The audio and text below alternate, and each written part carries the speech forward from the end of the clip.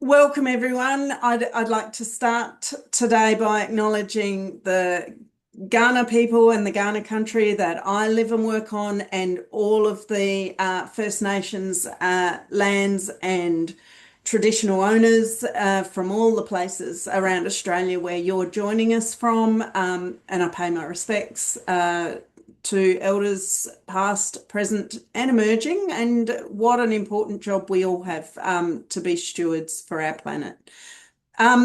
Without further ado, I'm going to go straight to Lexi. Now, I reached out to Lexi because her name had been on a huge amount of energy conferences and the energy circuit, talking up communities and councils and the wonderful work she's doing in Newcastle. So I thought this is a great opportunity for us to all learn about how Newcastle has approached it, some of the wonderful things they've done, and I've focused particularly in my request on that relationship between council and communities. So Lexi, take us away. Thanks so much, Heather. Always happy to come along and talk about my favourite subject, which is working with community to reduce emissions. Yes, I'm the Climate Change and Sustainability Program Lead here at City of Newcastle, and I'm responsible for designing and delivering programs to reduce emissions in our local government area. But before I dive into that, I wanted to start by acknowledging the traditional custodians of the lands on which I'm dialing in from today, which is the Awabakal and Worimi people, and acknowledge that this always was and always will be Aboriginal land. So I'm going to talk a little bit about our Empowering Newcastle program, which is our community climate action program here at City of Newcastle. And before I dive into what we do, I just wanted to share a little bit about the why and the journey we go through to design our programs. We're only a small team working in the community decarbonisation space, and there's only so much that we can do and so much budget. So we really need to be strategic about where we're focusing our efforts.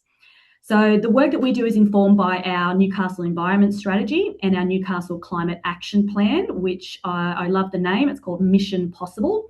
And these two strategies outline our net zero targets. So for City of Newcastle, we have a target to be net zero by 2030. And this little circle represents how big our emissions are relative to our local government area, where we have a target to be net zero by 2040. So you can see there that as a council, our emissions are 0.21% of the LGA's emissions. So working with the community, with industry, with business to reduce emissions is absolutely critical and a big task ahead. And in Newcastle, we always start with the data when we're looking at, okay, where do we start? What are we going to do? And our emissions profile for the local government area shows we've got 3 million tonnes produced annually, and it's coming down at a rate of about 3 to 4% per year. And the biggest chunk of that is non-renewable electricity. You can see 58% there in the dark blue colour. So straight up, this is a low-hanging fruit and where we decided to focus our efforts, because moving to renewable sources of electricity has so many benefits beyond just emissions reduction. Think cost savings and health savings for residents.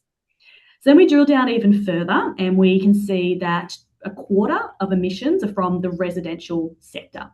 Now, as a local government, we have an opportunity to influence and support our commercial and residential sector. But when it comes to large industry, multi-million dollars that they need to decarbonise their operations, the scale is just too large for local government. And we know that state and federal government are investing heavily in the industrial decarbonisation programs, multi-millions of dollars, where councils just don't have that amount of money. So we're looking at, well, what can we do to support residents and commercial? If we go a little bit deeper, we can again see that electricity is, the biggest source of emissions. So we thought that's where we're going to start. We'll start with residential, we'll start with electricity, and then we drilled down even further and thought we'll start with standalone homes and owner-occupiers, because that's the majority of people living in our LGA. And of course, every community is vastly different. Sydney, it's 80% of people are living in apartments and strata. So that's where they focus their campaigns and their programs. And then we looked even further to go, okay, of our emissions in the city, 20% of emissions in our city emanate from 6 decisions that are made at the dinner table. And those decisions are: how do we heat our home? How do we heat our food? How do we heat our hot water? And how do we power our home? What are we powering our home with? And how do we travel as well? So those decisions make up a fifth of our whole LGA's emissions. And when you make those decisions, and if you choose gas, you are locking in those emissions for the next 10 to 20 odd years. So it's really important that every time this decision is made, that we're choosing electric. So what we decided to do with our Empowering Newcastle program is develop a suite of initiatives that would support and accelerate electrification in our city. So these are the programs or the initiatives that we've got on offer at the moment. We deliver a community solar and battery program called Solar Neighbourhoods. Last year, that resulted in 203 households installing solar and or batteries, and it was almost $5 million invested in renewable energy locally through that program. So we've just kicked it off this week again, which is why I'm wearing this bright orange shirt today. We've got a program called Better Green Bills. We've partnered with Automised Energy, if you've heard of them. They have a great instant online platform that analyses your household's interval energy data against every renewable electricity plan on the market, shows you the cheapest one, and then you can switch by sending an email and it generates that email for you. So of the households that have signed up to that, on average, they're saving $394 a year, going from 0% green power to 100%. So that's such a win for the environment and for households' hip pockets as well. We've also got a partnership with ZapCat that we launched earlier this year, providing free, independent and expert energy advice to households, businesses, strata and community groups as well, and people who rent. This is all about actually having a chat with an expert about electrification who's not trying to sell you anything. And I'll show you a sneak peek of some of the results of that program. We've got our Empowering Climate Champions program, which I'm going to talk to you about today. We've also got one of the state's largest council-owned public electric vehicle charging networks. We're in a partnership with Race for 2030, a research project to understand how we can get more energy upgrades in rental properties, because that's really important to us. And then, of course, we do the usual events, information, action plans, those kind of things, home energy kits. So there was a couple of problems that led us to deciding we wanted to do a community net zero training program. And one of those problems was this. We want to do this electrification thing, but how do we convince people to make those changes and make those 6 decisions around the dinner table when they only spend 9 minutes a year thinking about energy? It's not a topic that people spend a lot of time on. Unlike maybe you, if you're anything like me, about 8 to 9 hours a day I spend thinking about energy. But the average person, it's 9 minutes. And then there was this statistic. 88% of people trust recommendations from people they know over all other forms of advertising. So this really made us think we haven't got long to convince people, and the best way to convince them is to have someone they know and trust, family, friend, work colleague, tell them about them, encourage them to go electric, share their story. So we thought what we need to do is we need to train up as many people as we can in the community about electrification so that they can go out there and their job is just to have conversations, to raise awareness of it, to answer people's questions and get them moving towards induction cooktop and reverse cycle air conditioning. And when their hot water system breaks, they're talking to them about heat pumps. When they're renovating their house, they're making sure that that's the time that they're getting off gas and they're going electric, or they're installing solar, or moving to an EV. When someone talks about getting a new car over the barbecue or at the kids' party or the soccer game on the weekend. So that's really where the idea came from. So we launched Empowering Climate Champions last year. We delivered it over April and May in 2025. And it's a community net zero training program run by council. And you can see our cohort of graduates there with their smiling faces. What it was a 6-week program. We met once a week in person for 2 hours on a Thursday night. The community had to apply to be part of it. It was free to participate, and the program was sponsored by Rewiring Australia. And Rewiring Australia played a big role in helping us develop the content, and they were one of the educators, one of the speakers at the program as well. What was a really key component of this program is that it was accredited, so it was certified by the United Nations. So at the end, you had to attend 5 out of the 6 sessions in person to get your certificate, and you'd actually have a United Nations accreditation. So this was such a big deal, and this made people show up and contribute. And it also, the other caveat we had is, if you want the certificate, you've got to do the pre-survey and the post-survey as well. So we could capture that data to see, has this program had an effect? So what did we educate people about? We talked about the role of community and how they can lead climate action in everyday conversations. We talked about energy equity and making sure that no one's left behind, and how we need to support low-income households from the gas death spiral. We need to support renters and people living in apartments, people living in social housing. Then we dove into the technical details about, well, what is energy efficiency and how do we do it? What do we need to do at home? What ceiling insulation do we need? What is draft proofing? How is it all done?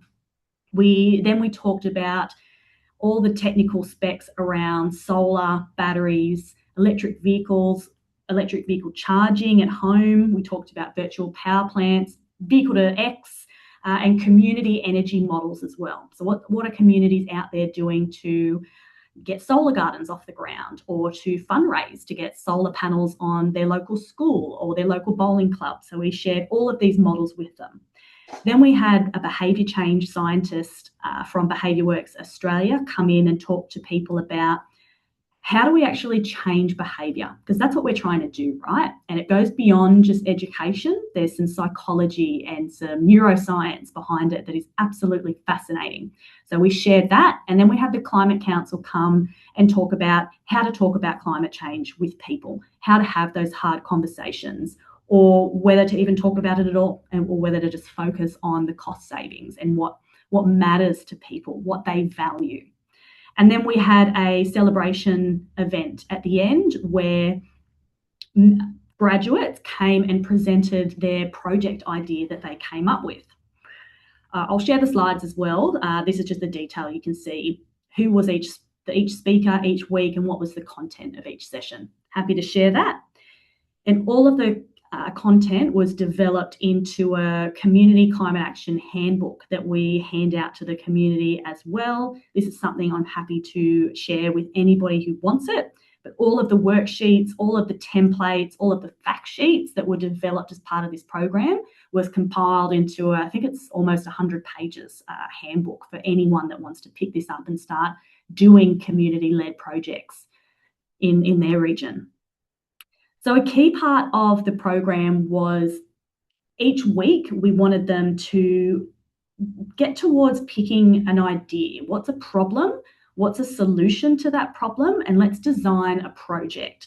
So you can do it in a group or you can do it individually. And these are all the projects that our graduates develop. So we've got plans on a page for all of these 30 different projects, ranging from electrification to transport, to community-owned energy, like I was talking about before, and then other projects that are nature-based or circular economy-based or mental health-based as well.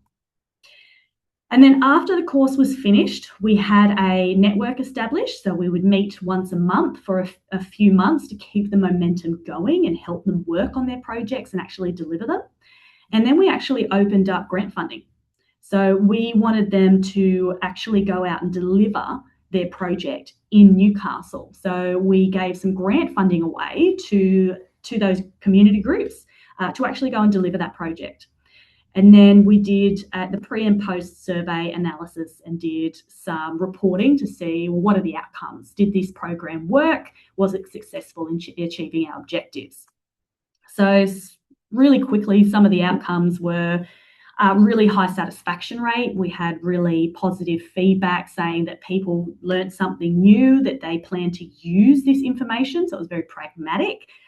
9 out of 10 people said they made new connections. So they're working within their group. They've got new people that are like them and passionate in the community. So they've made new connections. They're more confident in talking about climate change.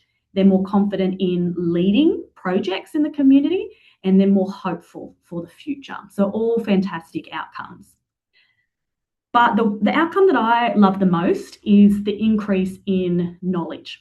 Like I said, the objective of this program was to go out to the community, to give them the skills so that they could spread it. The goal of this program was social diffusion.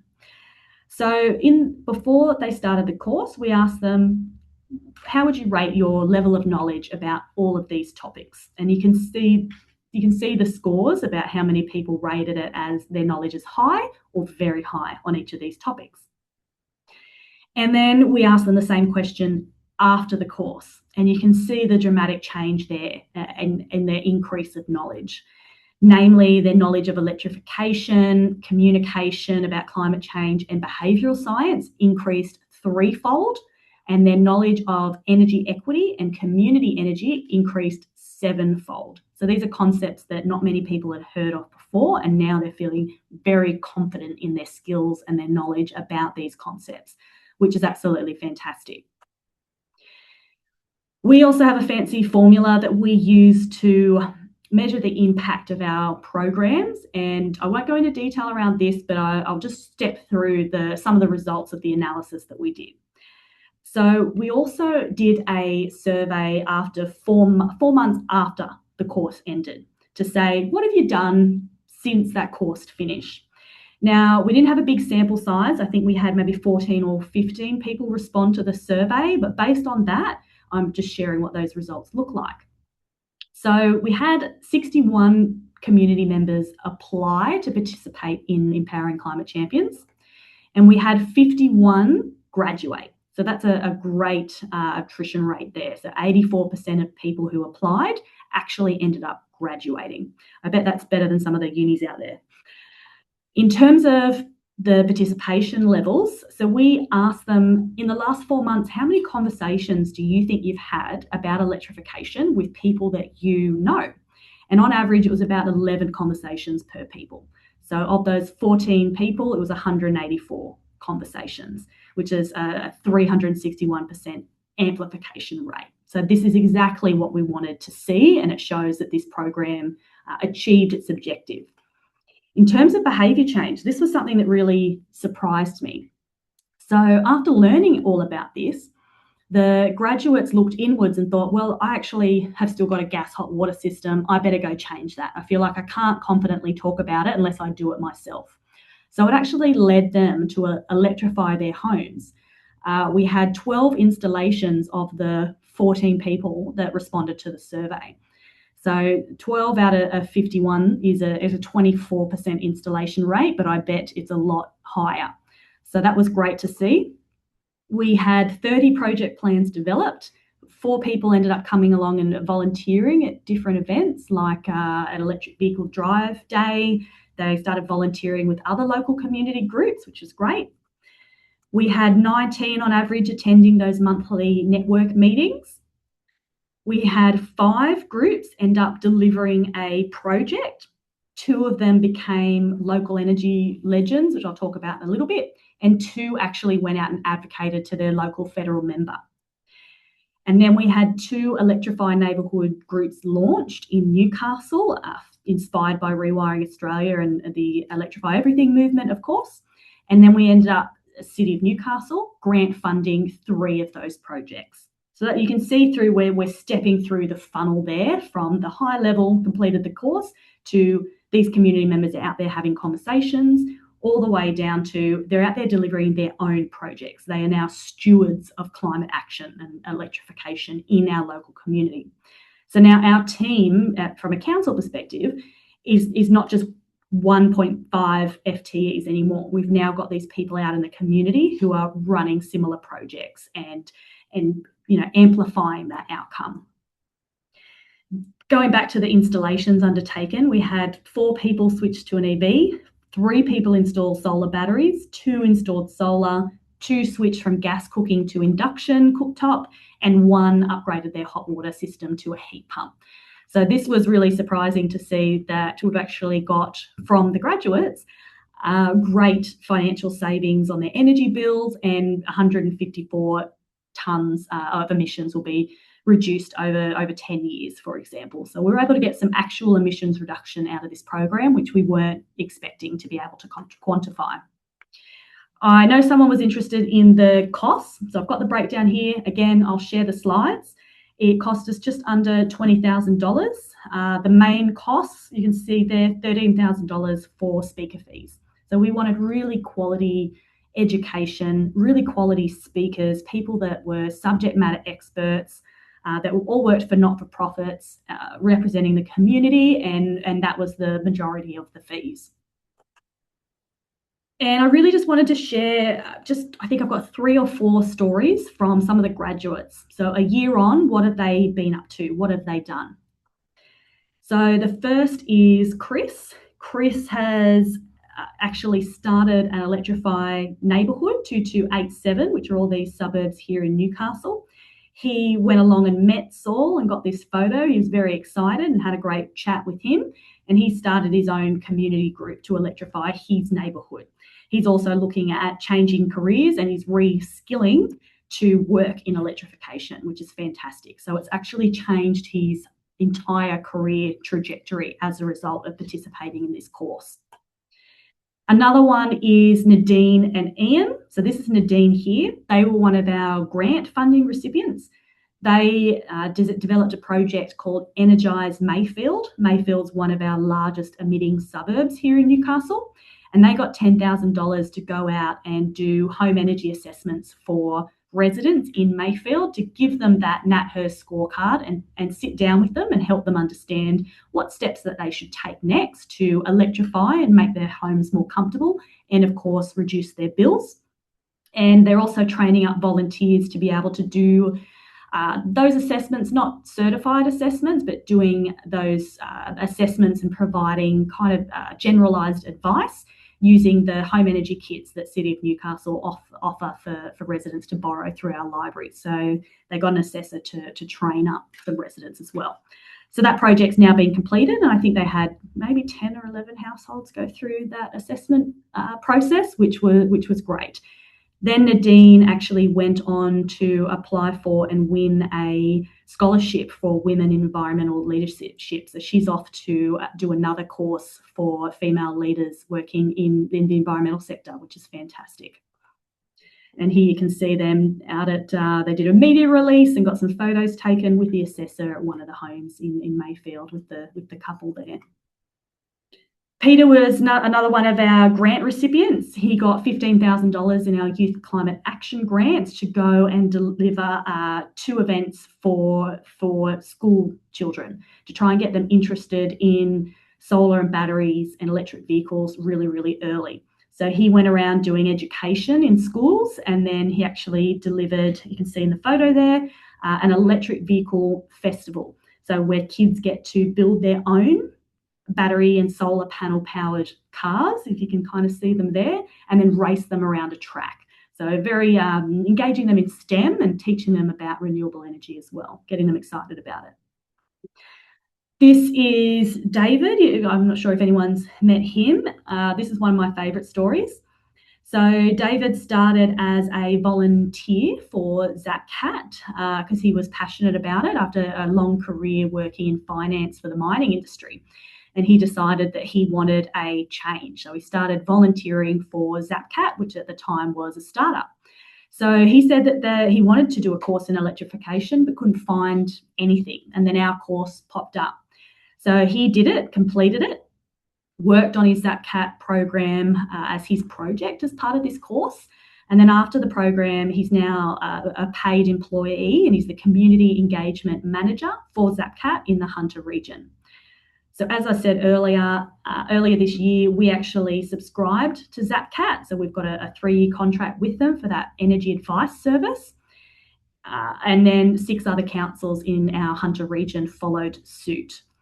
So that was a great story. And here's David doing a presentation for a social housing company organisation here in Newcastle, helping social housing tenants understand how they can make their homes more comfortable leading into winter, and how they can reduce their energy costs as well, and encouraging them to have a consultation, a free consultation with an expert advisor to get some ideas and thoughts on what they can do that is low cost and will help them be more comfortable and reduce their energy costs. So this is the program that we launched in February. It's called Go Electric Newcastle. The consultants provide information about solar and batteries, EVs, induction cooktops, air conditioning, anything to do with electrification. And it's a free service, and it's up to the resident how they want to, or the business, how they want to connect with the expert advisor. So it can be like a virtual consult like this. It can be over the phone. It can be via email, whatever works for the resident. And here's some results about 6 months into the first year of our program. So you can see here that we've had 316 consults undertaken within 6 months. We actually almost exhausted all of the allocation within 2 months, and we've had to top up the number of consults twice. It's just so popular. And you can see on the right there what service people are interested in. So a lot of people in Newcastle are interested in induction cooktops, getting advice on that, and solar. And we've had 36 installations that have been booked to date, and 20 have been completed over the last 6 months already. So we're actually seeing real emissions reductions here. So you can see really high level over 10 years for those installations, those 20 installations that have already been completed. It'll save those residents $90,000 and reduce 336 tonnes of CO2 emissions. So it's great to get that data right on hand. And then, as I mentioned earlier, our Local Energy Legends program, many of the graduates have become basically a case study for us as part of this program. So they're on their website, they're sharing their story to show, here's how I did it. I switched to induction cooktop, and here's the benefits I've seen. I've noticed this change in my children's health.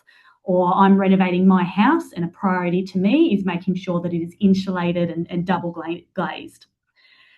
So so we've got those case studies and photography on the website, and we're using social norms.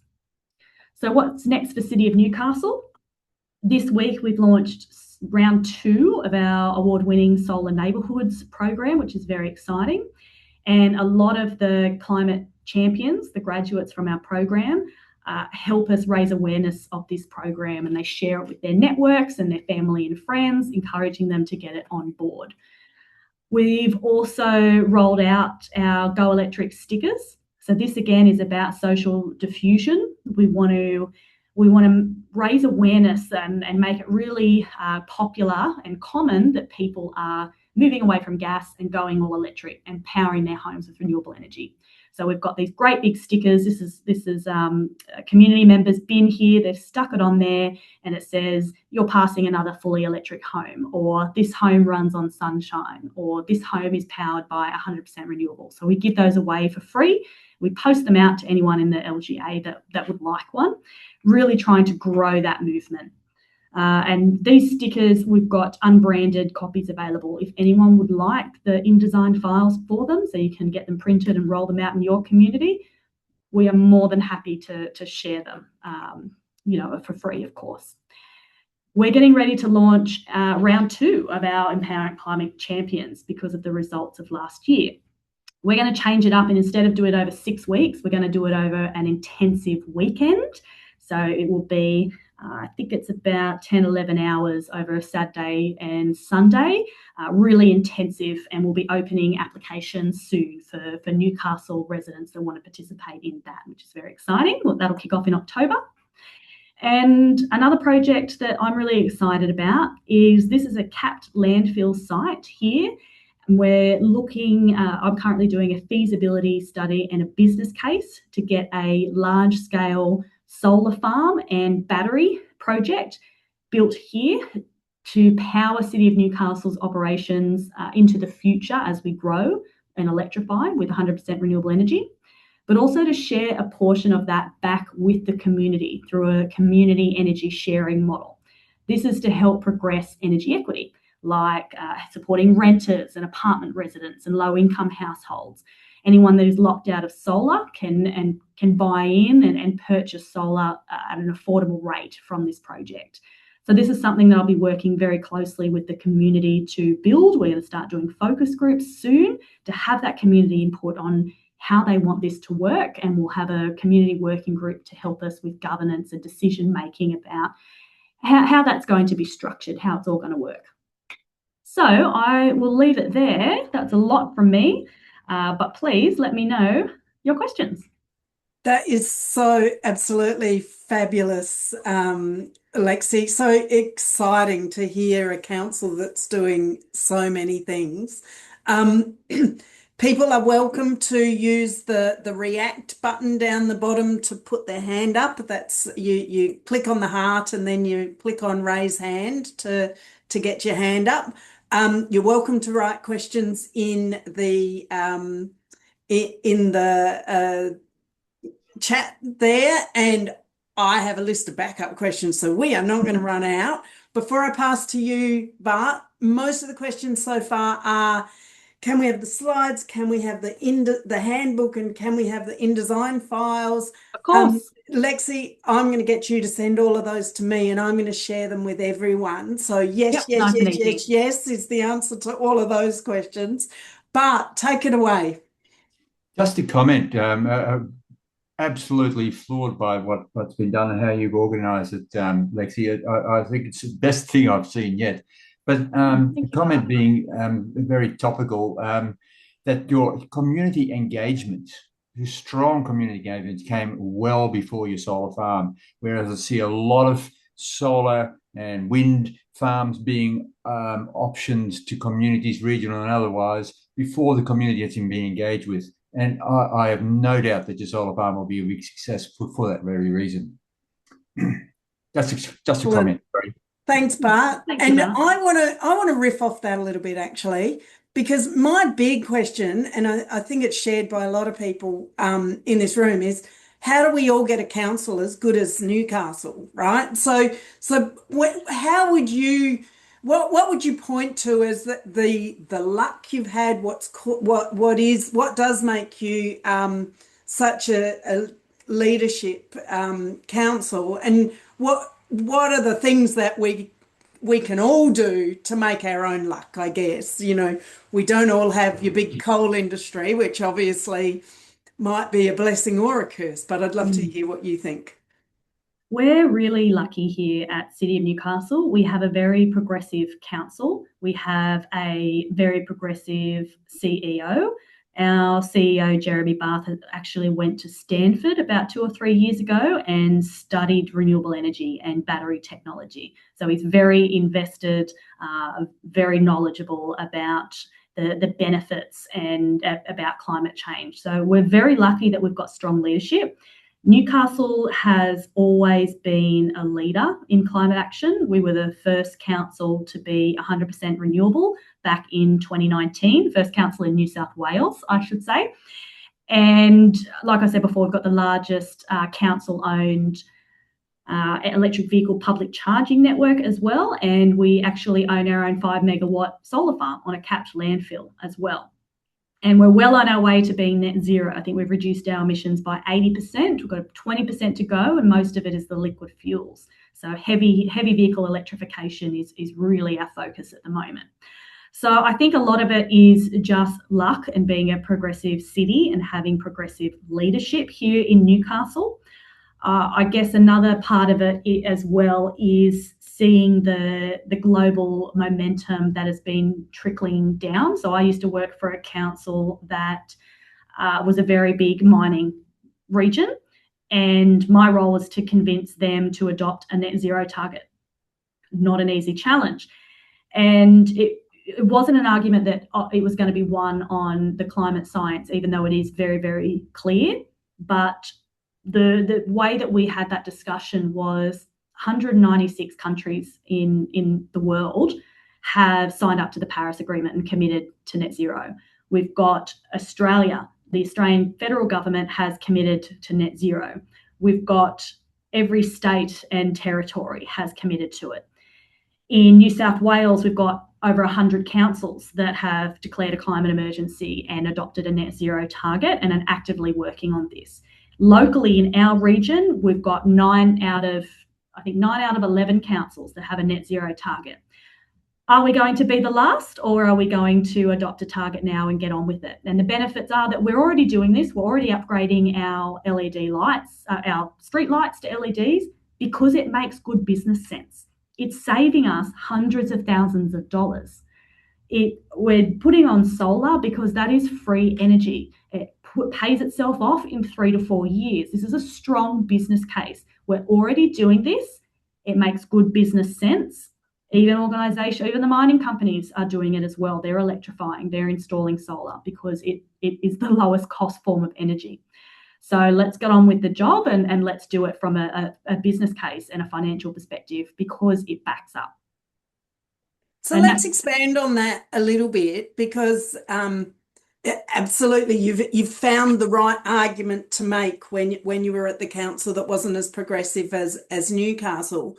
But when you come back to these programs that you've talked to us today about, how is it going with your cost benefit? Like presumably you have to sell every single project. You've obviously got some really good data, but does council stop and think, well, we should just deliver this, or we should, you had 3 models there. You had ZapCat as a social enterprise delivering, council delivering, and community groups delivering.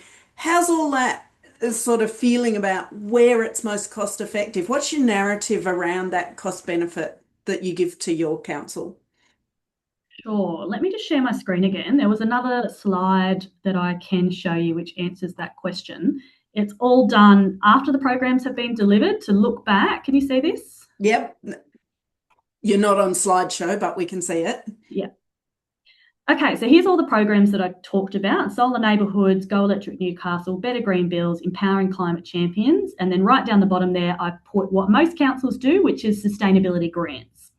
So with a sustainability grant, you might provide 50% of the funding, and to reduce, if it's for solar or something like that, to reduce 1 tonne of emission, you're looking at a cost of about $1,539. So that's doing a sustainability grant to cover 50% of installing solar. So it's got a leverage ratio of $1 of council money is resulting in $1 community investment.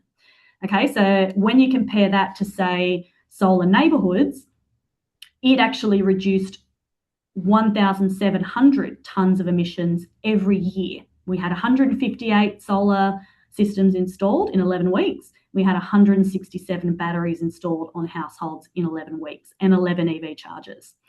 The cost to run this program was $35 per tonne reduced. So you can see the business case here in terms of cost per tonne of emissions reduction.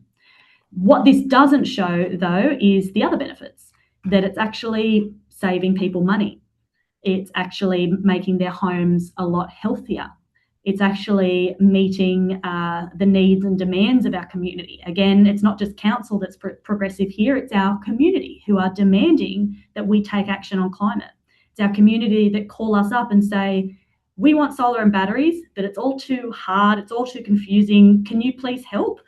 And as a council, we can't prefer one organisation or installer or one product over another. We're not allowed unless we do a tender process.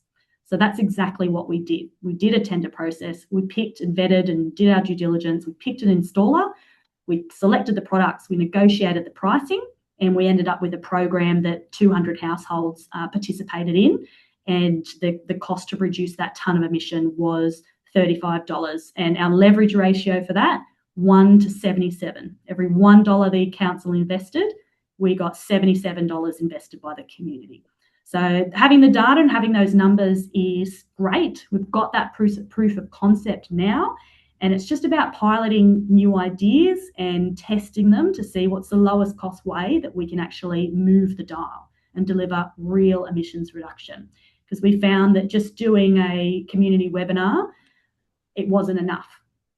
It wasn't getting over those behaviour change. Just giving that knowledge is not enough to change behaviour. We need to address the barriers, and that's exactly what we did with solar neighbourhoods. Fantastic. And, Bart's put a comment about the irony of you being a coal port, but I'd like to say to everyone, I lived in Newcastle in 1999, 2000, and the council was a leader way back then. They were inventing revolving funds. There were engagement workshops all the way up the Hunter Valley about what comes after coal. So I think we do need to remind ourselves that we may not see the impact directly of the work we do today, but history has a long arc, I guess. I want to keep going on the programs and delve down a little bit with a few more questions. Sure. Would you do it again? Like I'm talking about the Empowerment Community Leader program again. Is that in the pipeline to run it regularly? Or we're doing it again in October.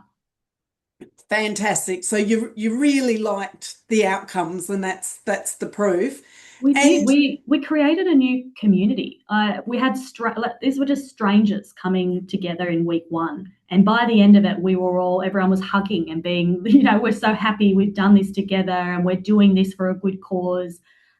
One of my favourite quotes was someone that said, I've been concerned about climate action. I want to do something about it, but I've never known what to do. Now I know how I can have a meaningful role. Now I know what to do out in the community. So it was just giving people that confidence and those skills to go out and make a difference, and knowing that they are making a difference with every conversation that they have. Because 9 out of 10 people trust people they know more than advertising. And so knowing that they're not alone, right, in wanting to step up and take on that role. I think the news can be a bit scary and seems to be going a bit backwards lately, but having this community together and working in person made all the difference. Definitely doing it in person. And do you keep up those regular network meetings, or does the network meetings have dropped off, really just down to council resourcing. Like I said, it's me and half another person, but we have a Facebook group, and so whenever we've got a new council program, we publish it on there. Please share the word. Does anyone want to, these stickers to hand out to the community? If anyone's got a question, so we do communicate. We do have that platform to keep in touch, and we plan to keep adding to that as new cohorts of graduates come through. And I'm fascinated by, the call to that group to start their own projects, because that's a pretty big step, right? Like, it is. Come and learn to go and do. How do you feel that's gone in terms of the resources and momentum to do that? Obviously helped by your grants in the first instance, but resources aren't endless. So how have those groups gone with what happens when the resources run out, which is what a lot of the community energy sector is perpetually worrying about? Yeah, that's a great question. We did a few things, but really the first point is that everyone is different. There were some groups that were really motivated and they wanted to go for a grant. They wanted to go ahead and deliver their project. There were other people that thought, my strength is in technical writing. So we actually had someone look through our DCP and write a white paper to our planning department about the changes that need to be reflected in that. So they use their expertise that way. So that's still a project, that's still making a difference and advocating. That's what they decided to do. Someone else wrote a letter to their local member advocating for things like electric ferries that they wanted to see. You know, other people started their own group because they love talking to people. They wanted to establish a community. So they started doing green drinks at the pub. Anyone can drop in to the local pub and have a chat about what they can do for their home to get off gas and be more sustainable. So they were sharing their advice and what they learned. So it really just met everyone where they were at and gave them the confidence to go one step further, one step forward in what they were comfortable with. So, yeah, I hope that answers your question. Yeah, I guess what you're saying is there's a real spectrum. There's a spectrum of effort, and people are jumping in. Yeah. We gave funds to 3 of the groups, like I said, that were really keen. And then the other thing that we do is when we roll out programs, so when we roll out solar neighbourhoods, we give them flyers, we give them posters, we give them the resources, and they go out and spread the word about our programs. That's a really simple and easy thing that they can do and that we can do. And all of a sudden, we've got another 10 staff members that are out there working and raising awareness of our Solar Neighbourhoods program. So that's a great win for us, and they're feeling like they're doing something in the community by encouraging their friends and family to get involved in these programs. So we might give them coupons and things like that to hand out and put in mailboxes and whatever they feel comfortable with. Yeah, and some of them just provide input on our programs as well. So I might go to the group and just say, hey, I'm doing this project. Can I get your feedback on it? What do you think? And that's a way that they contribute. And a lot of that relies on your commitment to being a person who works with this community network. How much of your time does that, you're obviously a fan, you feel it's worthwhile, but it's not free for you in terms of the trade-offs you might need to make. I'm just thinking for everyone wanting to sell this idea into their own councils. Well, these community members are supporting our work at council. I know that, but how much of your time do you have to invest back in them, in those commitments you make to people to be able to unlock all the things they can do for you? Not a lot. It simply becomes part of our comms plan now. Whenever we're communicating about a program, we reach out to that network. So we will put together a little comms pack anyway that goes to our local climate action groups, our electrified groups, and this is just another group that we send it to. So it's not really much additional work when you see it like that. And, you know, reading a post on Facebook and doing a reply to that, you know, takes very little time. And we're all working, you know, this is my job. It's community decarbonisation. It's working with community. So I have license to do that, and it's fantastic. I love it. But because I feel like sharing community comms is a great opportunity, but in the work I've been doing, the community energy groups are struggling to find the person in their council who's even interested in having that discussion. So yeah, I guess that's where I'm coming from. Guys, I'm hogging things here, but I have more questions. But do put your hands up if you'd like to ask Lexi anything. And we do have the questions that some of you posed in the when you registered. My last main question here is about, could you tell us a little bit more about the UN accreditation process? So did you have to reach certain standards to get that UN accreditation? Did you consider Australian accreditation? Is there an Australian accreditation system that would make these skills worthwhile? This is partly me, you know, Energy Together should be promoting this for all of our community energy groups.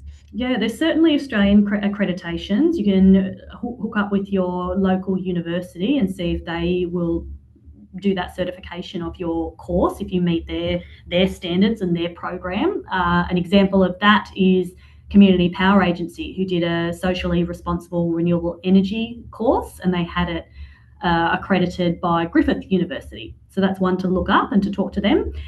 How we did it is we have a contact through the University of Newcastle, our local university, who works for an organisation called CIFAL, CIFAL, Newcastle. So they're an institution that operates all around the world. They're part of the United Nations Institute for Training and Research, and their goal or their objective is to progress the Sustainable Development Goals locally.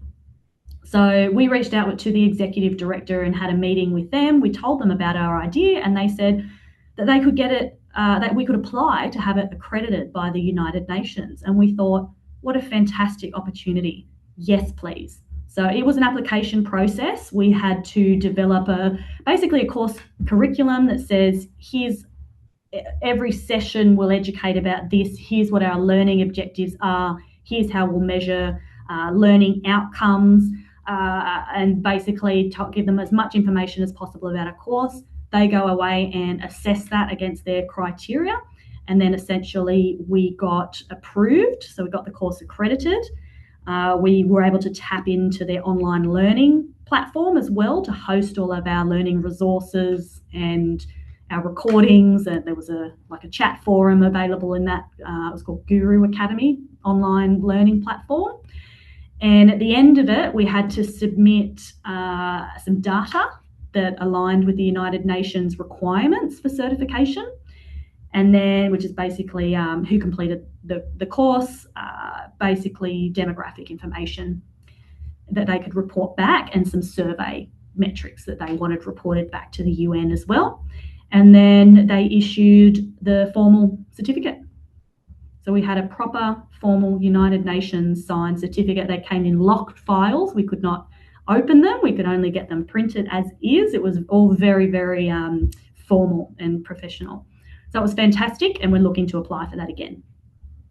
It absolutely gives everyone a boost for the work they've done, doesn't it? To have absolutely. It made people want to keep coming back, and so they could get the 5 in-person sessions, do the surveys, so they can get their certificate. So a lot of the questions did lean into EV charging. I wonder if you could tell us a little bit about, if people don't mind, if I take the conversation a little bit that way, about your rollout, your biggest network, whether it's cost effective, whether it's stimulating better EV uptake and stuff like that. We could do a whole nother session on just EV charging. I will let you know my battery's running low. So if I cut out a couple of minutes early, that's what's happening. 6 minutes. We've got 6 minutes on the clock. I don't know if my laptop's got 6 minutes. Okay, so we started with electric vehicle public charging. I think back in 2019, we installed our first chargers. We had a mix of 7 kilowatt and 22 kilowatt. It was mainly to help stimulate the market. There weren't many EVs, and one of the reasons for that is because there was nowhere to charge them. So we thought, let's build it and they will come. So when we built it, we put the EV chargers as free. So people could actually charge their EVs for free from our network. So a massive incentive there to get that behaviour change happening, raising awareness that they were there and building it in to use them on a regular basis. Over time, we expanded that as EVs expanded in our local government area. So we keep an eye on that data. And we introduced a fee when they were starting to get to a high usage point. We obviously don't want lineups. We don't want people getting angry. And we want to make sure that the EV chargers are there to serve the people who need them most. So originally we had them at a very cheap rate. I think it was 20 cents per kilowatt hour, which is cheaper than charging them at home, which might cost about 30 odd cents a kilowatt hour. So we did start generating some revenue, and that helped cover our maintenance costs, our ongoing maintenance. Then when we started getting a high usage, we had a lot of EVs starting to come to Newcastle. We're starting to get very busy at our EV chargers. That's when we put up our EV charging rates to about 40 cents. So they're higher than what it is for home charging. So that's to make sure that the people that can charge at home do, and we're freeing up our EV chargers for the people that don't have an option to charge at home.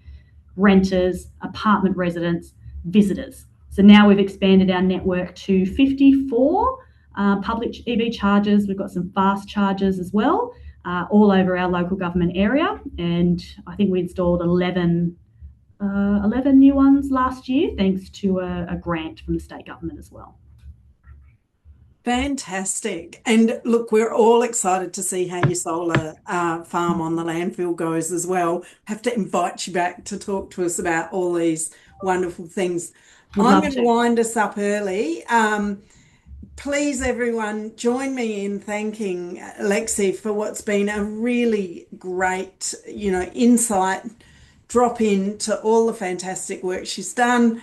And thank you all for your attendance. Keep an eye out for your emails. I will send as much as I can squeeze out of Lexi in terms of public links and what have you. So you'll all have access to that. And good luck with your own councils and building those relationships. So thank you, everybody.